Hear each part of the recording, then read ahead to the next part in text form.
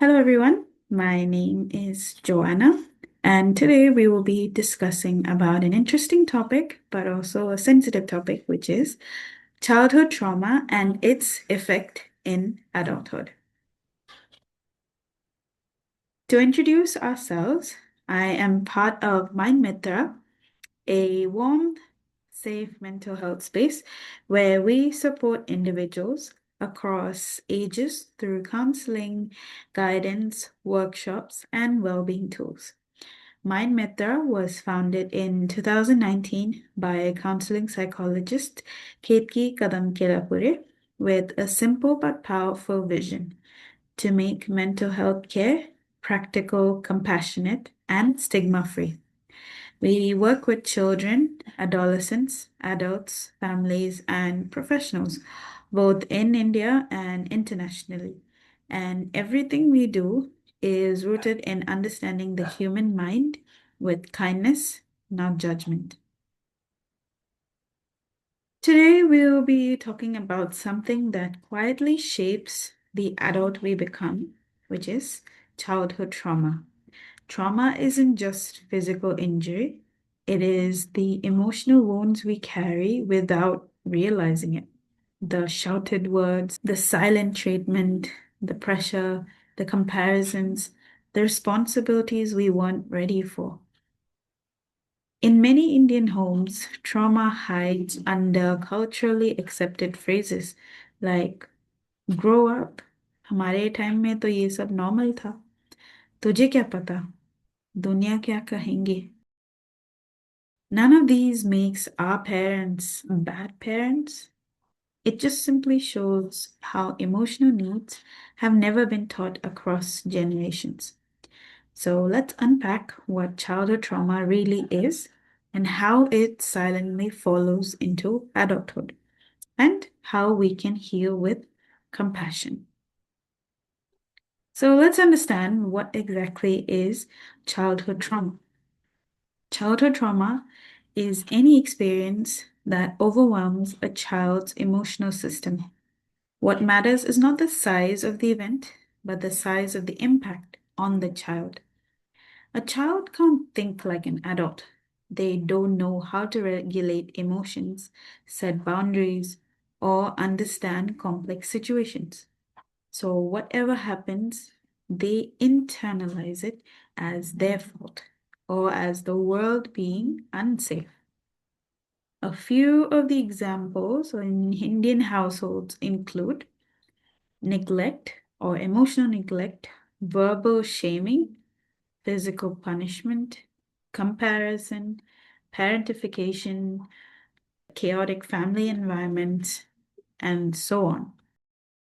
So, how does trauma affect the developing brain of a child? So, if we were to understand in a metaphorical way, we can say that a child's brain is like wet clay, extremely sensitive. So, repeated stress reshapes how the brain grows.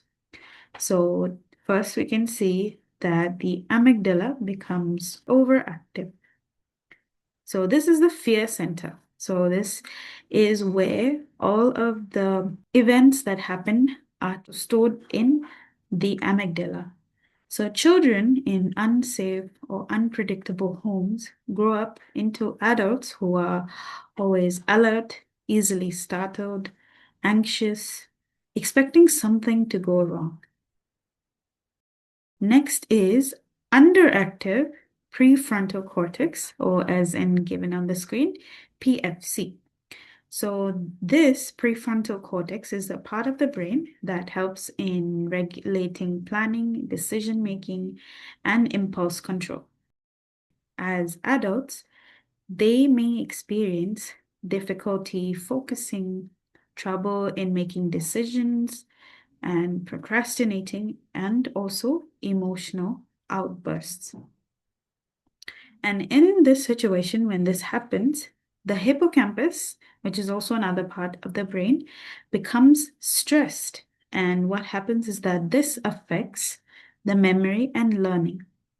Hence, these adults may feel that they are forgetful when they are stressed, or they feel foggy headed and they cannot really think clearly. And in this situation, it makes them unable to recall things under pressure. And lastly, it also leads to the whole of the nervous system being dysregulated or staying in survival mode. So what happens is that the fight, flight, and freeze of fawn becomes into personality traits. So first is fight, where fight turns into anger and irritability. Flight becomes overworking or escapism. Freeze becomes shutting down or emotional numbness. And fawn becomes where people pleasing or fear of saying no happens. So, trauma doesn't just affect childhood, it programs the body for how it will respond for the rest of life, unless healing happens. Now, let's see what are the different types of trauma that we mentioned earlier. We will expand on them a bit more now. First one is emotional neglect. Parents, they love their children, but in some cases, they don't know how to express it. No hugs, no validation, no safe space to share. This leads to emotional numbness, difficulty identifying their own feelings, and they fear vulnerability. Next is verbal abuse. Even small words can feel huge to a child. A child's identity forms around the labels given to them, and each single word can affect them so much. Next is physical punishment. So children learn fear through the punishment that is given to them rather than discipline. And this leads to their self-worth becoming tied to avoid mistakes. Then they fear in making mistakes and do things to avoid the mistake itself rather than improving themselves. Next is parentification. So the children themselves become a mini adult of the house. This happens when the parent themselves do not take care of their kids. This leads to the child having chronic responsibility, difficulty relaxing, and guilt when setting boundaries. Next is academic or achievement trauma. Many Indian children are conditioned to believe you must succeed to be loved.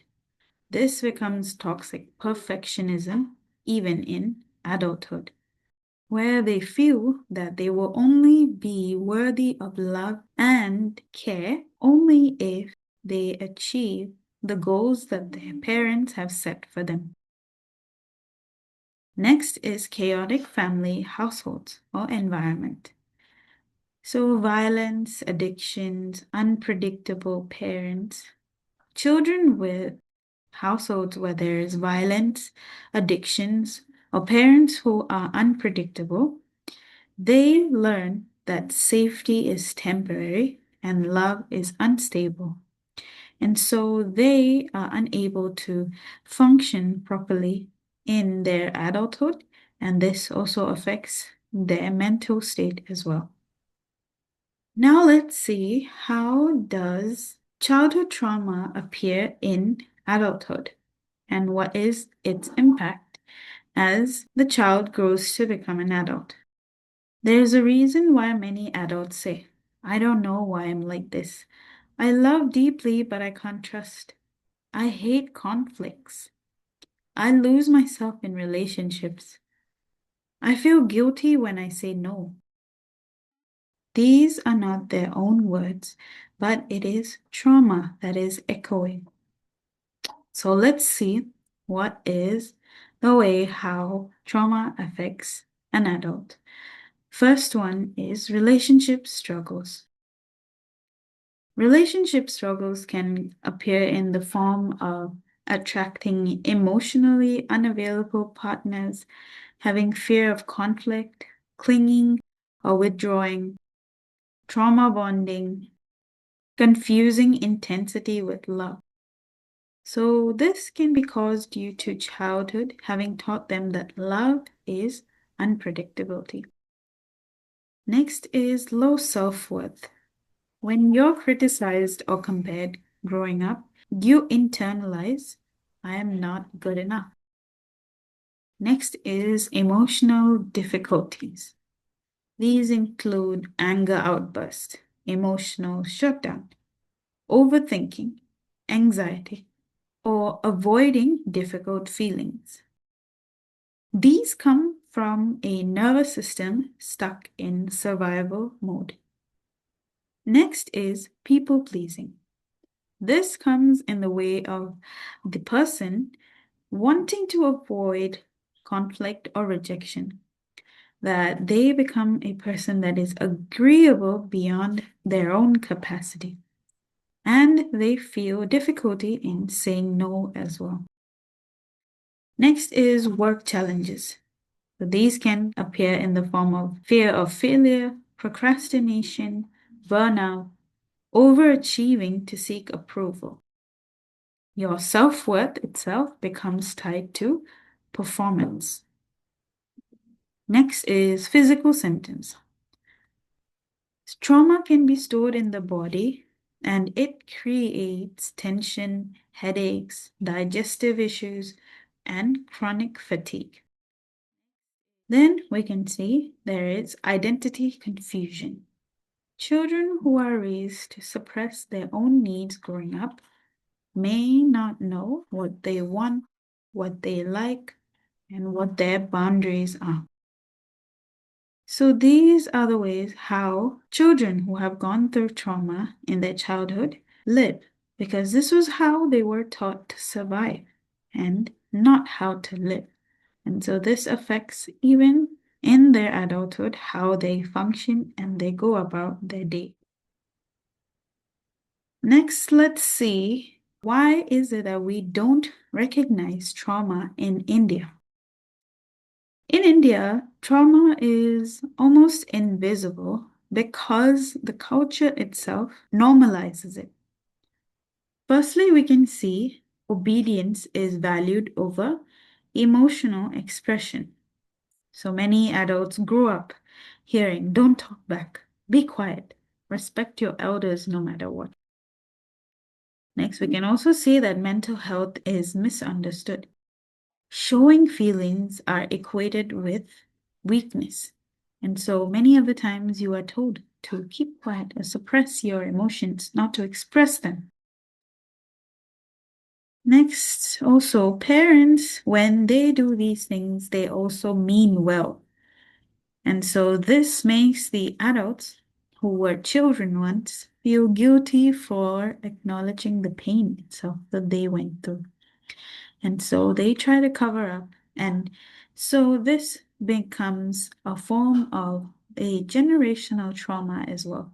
Before generational, like a cycle, parents who weren't in the past allowed to feel themselves would not allow or understand their own children's feelings. This then causes people to go in a survival mode where they would prioritize everything else and push aside emotional needs. And that is why many homes, they would prioritize education, finance, being stable in every other aspect, and emotional needs themselves were unnecessary. And so this also leads to trauma comparison, where people would say, or at least you had food now, or at least you don't have it as worse as other people. And so this invalidation becomes normalized. And then emotional education was never existing in this setting. And that is why trauma becomes invisible until childhood, and then it forces itself into the surface. And that is how we can see that a lot of us in the Indian context as well is affected by the trauma that we faced in our childhood as well. Next, let's see what are the pathways to healing. Now, healing childhood trauma doesn't require blaming your parents. It truly requires understanding yourself. Firstly, we need to be aware. Recognizing patterns is the first step. Noticing the triggers, emotional responses, boundaries, fears, and behavior. Next, this also means parenting yourself. It could be what you were denied as a child is what you would give yourself now. Could be in the form of validation, safety, rest, encouragement, kindness. You become the adult that you needed when you were a child. Next, it could also be the nervous system healing. So, since we already mentioned that trauma lives in the body, we could use different tools to help ourselves heal in the form of grounding techniques, breath work, mindfulness, yoga, somatic therapy, and so on. And these help to calm the overactive stress response and to bring the body back to a normal state. Next is setting up boundaries, learning to say no, or I can't do this right now, I need space, helps to protect your emotional and mental well-being. Next is therapy. So therapy helps unlearn the survival modes and patterns that we learned in your childhood and build new ones. Therapy is for those who want to teach themselves emotional regulation, healthy relationships, and to truly understand who they are and not what you survived. Next, also, it helps in creating healthier relationships which are safe. So healing is relational. So choose people who make you feel safe, heard, respected, understood, and unjudged. Trauma happened in relationships. So healing can also happen in relationships.